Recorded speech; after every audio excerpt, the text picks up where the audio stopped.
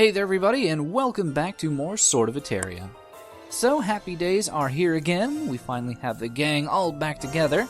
And even though I have managed to save up enough Etheria to give Phil a strength upgrade, I would be remiss if I didn't give Leon a welcome back gift in the form of another strength upgrade.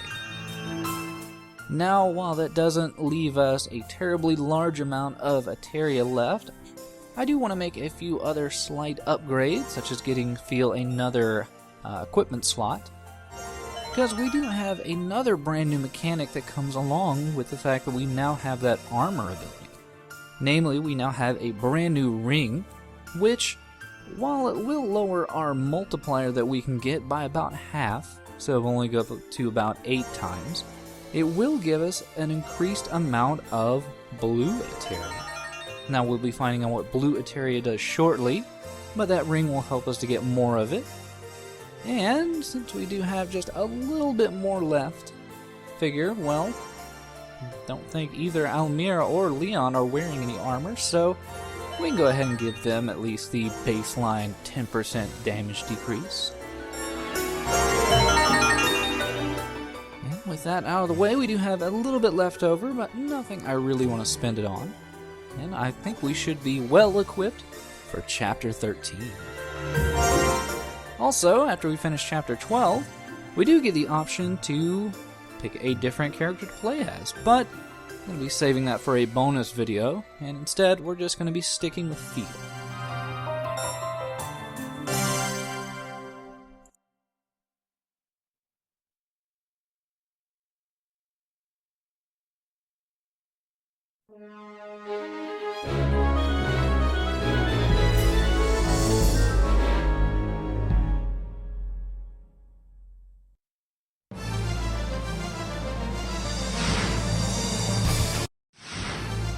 So finally, we get a pretty nice change of pace. I mean, we're no longer in hell or purgatory, but these people...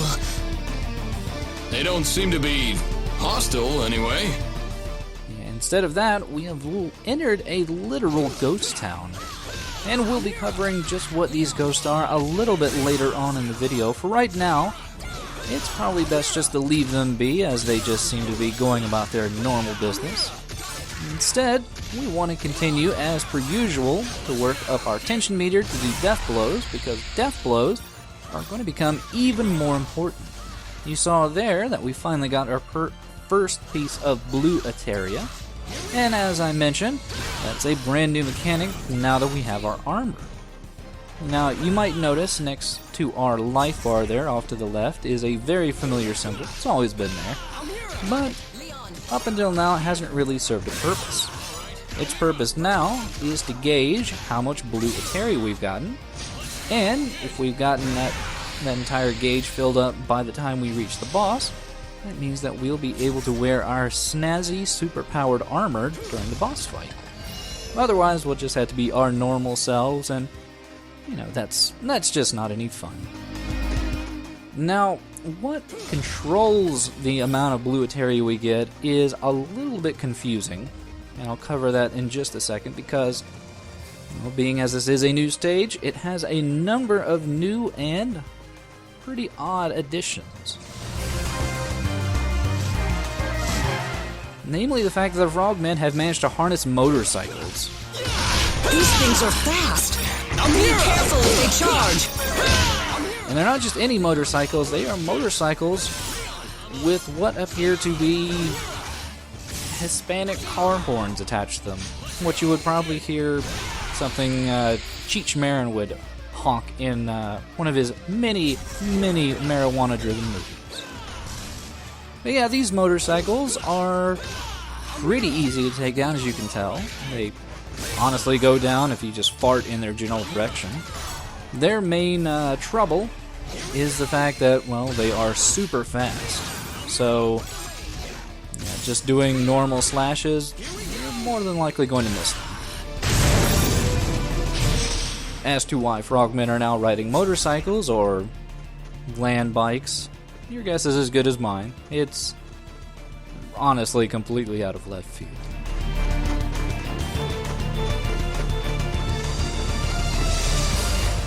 But yeah, now that we have a much larger enemy, I guess, well, they do kind of vaguely explain that we will start to get blue Etheria, at least via the items that we get. But as to how you actually accrue this blue Etheria is never fully explained anywhere in the game. And as far as I can tell, there is a mathematical percentage regarding what level of death blow you do is in relation to the likely percentagehood that you will end up getting blue Etheria from an enemy. So let's say you end up doing just a level 1 death blow on just any enemy. I think you'll end up having maybe a baseline 30% chance to get blue Etheria. Now obviously this, I think, doubles once you reach level 2. And I think also if you're playing on an easier difficulty, they do increase the likelihood that you will get blue Etheria, but well, we want to try to refrain from playing on easy because, well, I'm not doing too bad. Even though we get into some pretty dire situations, especially here. I mean, just the 3 sword and shield guys would be bad enough. But now we have this roving posse of motorcycle frogmen just circling us and causing us no end of grief. Yeah, the motorcycle frogmen are not, like I said, terribly difficult on their own, but used in tandem with other enemies, things can get pretty dicey.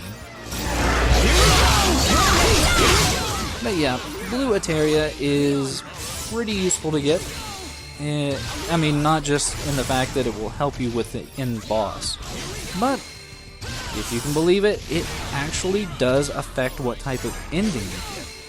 And we'll be covering that much later on. But for right now, we are managing to collect just enough. I think we are about halfway through the stage, and we have the gauge about halfway full. But more importantly, you want to make sure that you get the bigger death blows, the level 2 death blows on the bigger enemies.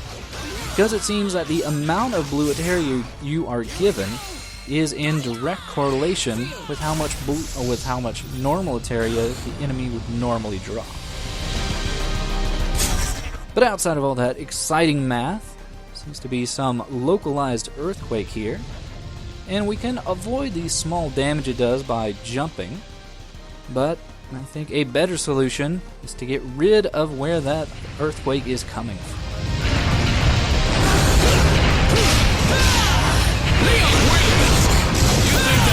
Just now was... It looks like we found the cause. Yep, Leon is as observant as ever, but this upgraded version of the Rockman, super deadly. He's got a number of new abilities, such as an AoE stomp, and I think he does the normal wave attack out in front of him, and, well, in addition to all of that, still does a massive amount of damage. I probably should have gotten this health orb before I started the fight, but still doing relatively fine. Though yes, you do want to make sure that your buddies are helping you, because even with a full combo and field strength pretty much maxed out at this current point, yeah, he is not going to be able to daze this larger rock guy by himself. I'm here! And yet again, you want to make sure and get a death blow on him. He is going to be a very large source of that blue Etheria. As you saw, he filled up that gauge by almost a third. Here we go! Right away! Feel!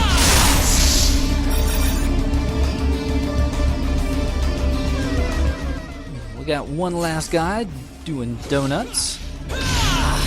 Leon! Here we go! Alright. I'm here! Right away, Leon! He's just some free Etheria waiting to get destroyed. Let's go! We do have a little fork in the path here. You want to make sure and take the left-hand side, because that is how you are going to get to the collectible for the level. But yeah, it's nice to see a progression. I guess we were just on the outskirts of Theologia in the fiery front yard. And now I guess we're actually inside the facility. They're never really truly clear about what Theologia is, if it's city or even what it visually looks like. I think we might have gotten a very, very vague look at it during one of the more artsy cutscenes. But yeah, they really do keep a pretty tight lip about a lot of the things regarding these gods.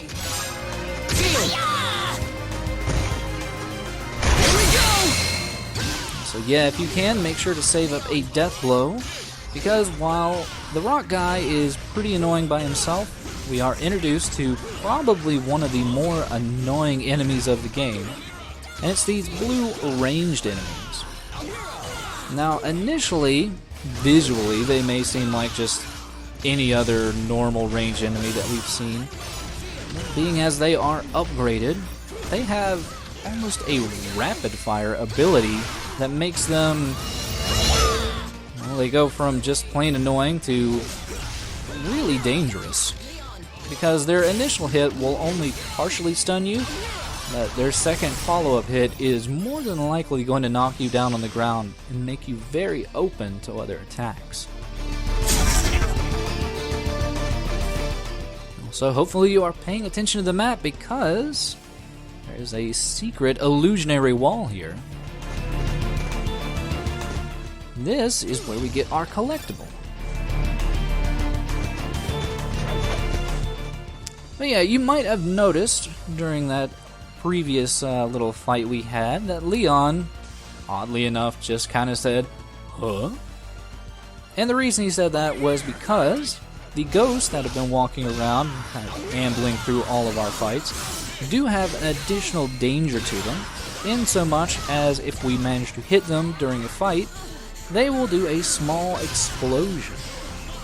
Now, the main problem with this is that they are so prevalent in fights that usually, no matter what, you, Almira, or Leon is going to manage to hit one of them and probably knock you flying backwards without really any way to react to it. And they do not a lot of damage, but enough damage that it might become a massive danger. Among all the other massive dangers you might normally face when you're getting juggled to death by two sword and shield guys. The good thing is that blue Etheria ring also has an additional function which increases the amount of green Etheria that drops. And overall, it's a pretty good investment because, as opposed to the other ring that gives you increased green Etheria, it doesn't cut the amount of yellow Etheria you get. Which is especially good because we are still wanting to get pretty good ranks.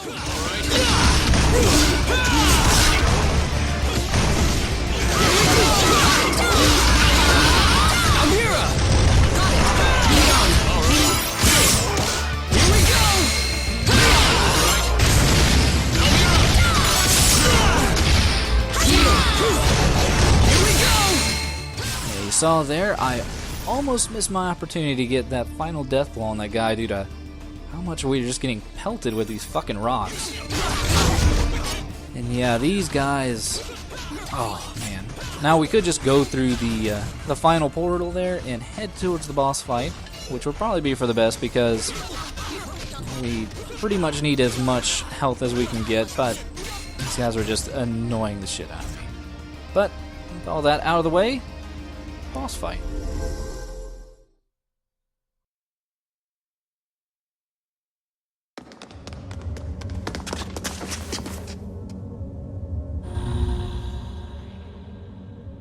You're here, huh?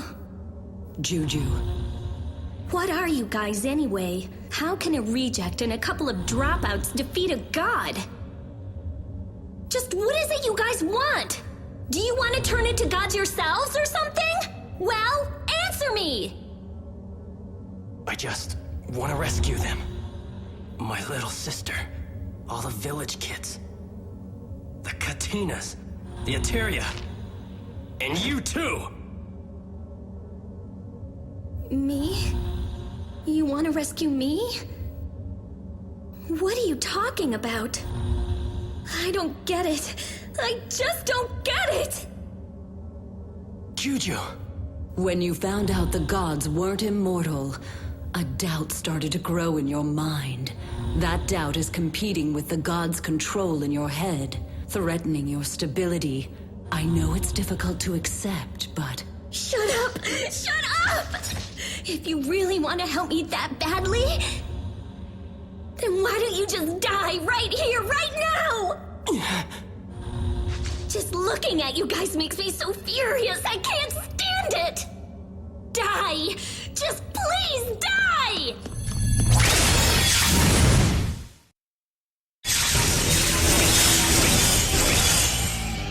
So I know everybody's dreams have come true because we get to spend more time with Juju. And I especially relish this fact because that means that I can continue to say the name Juju as many times as I could possibly want. Which has already been about 100 times to me.